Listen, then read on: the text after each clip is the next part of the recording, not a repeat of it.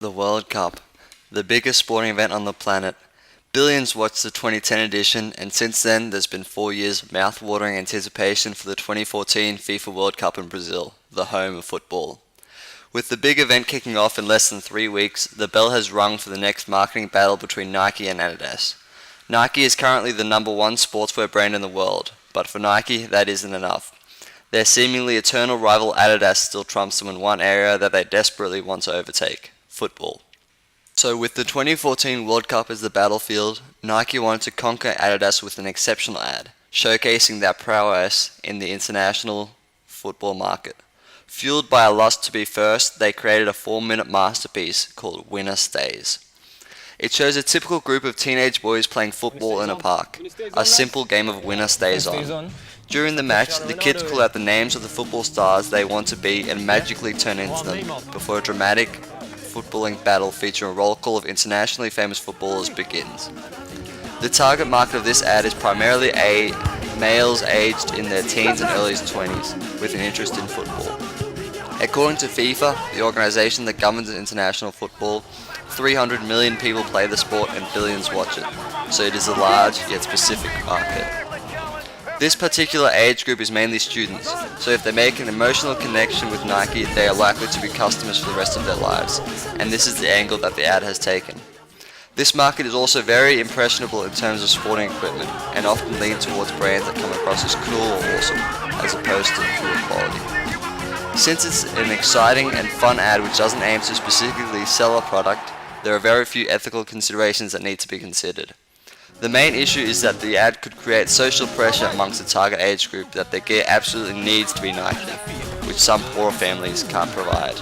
The objectives of this ad were to stimulate excitement for the World Cup and to develop Nike's brand image.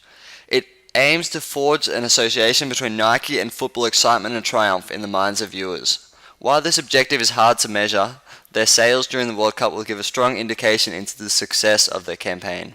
The big idea intertwined in this ad is providing an entertaining advertisement, which hypnotizes the viewer into the focal point of the ecstatic atmosphere of the stadium, if only for a brief moment, so he can experience the glory and triumph of success in football. A dream come true, thanks to Nike. Further gloss is added to the situation as he is surrounded by his favorite footballers, his idols, as they all come together to revel in a mesmerizing footballing experience.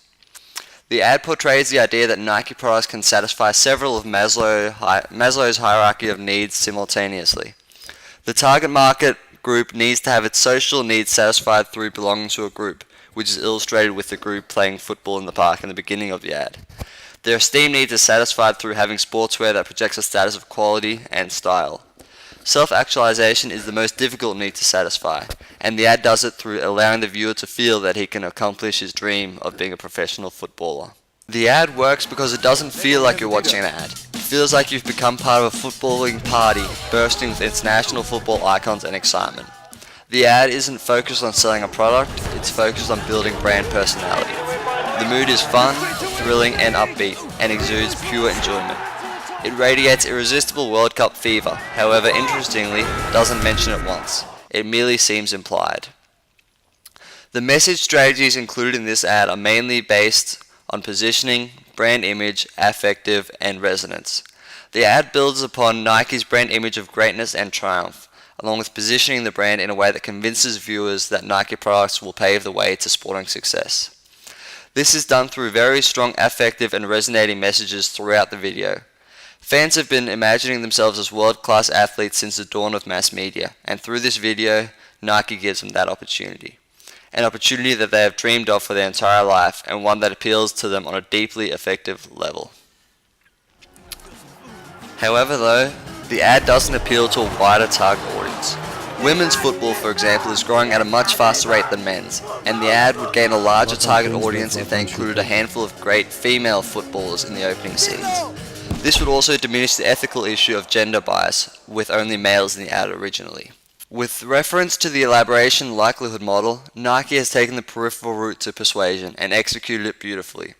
It has used a number of celebrity footballing endorsers and has focused on making the ad fast-paced, exciting, humorous and engaging, completely bypassing the central, more cognitive route to persuasion.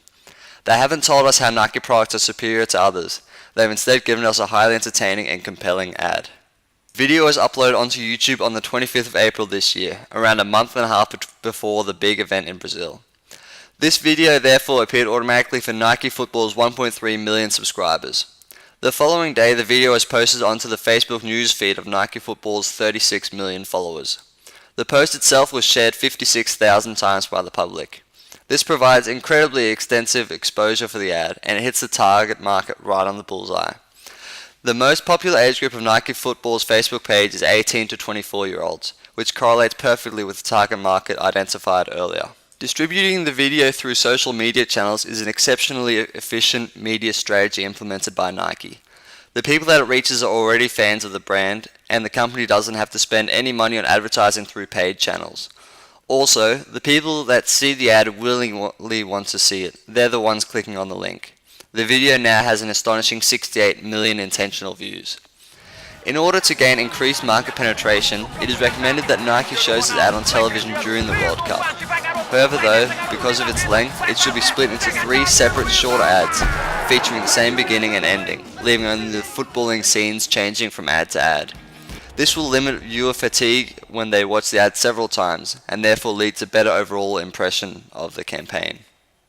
In conclusion, this is an outstanding brand image ad that provides widespread inspiration to millions of young football fans worldwide. It gives them the chance to be, for a moment, immersed in football in all of its glory, and this is where the charm of this campaign lies. Identifying the true victor between Nike and Adidas will have to wait until the World Cup is won in July. My bet is on Nike, but let's see what Adidas comes up with.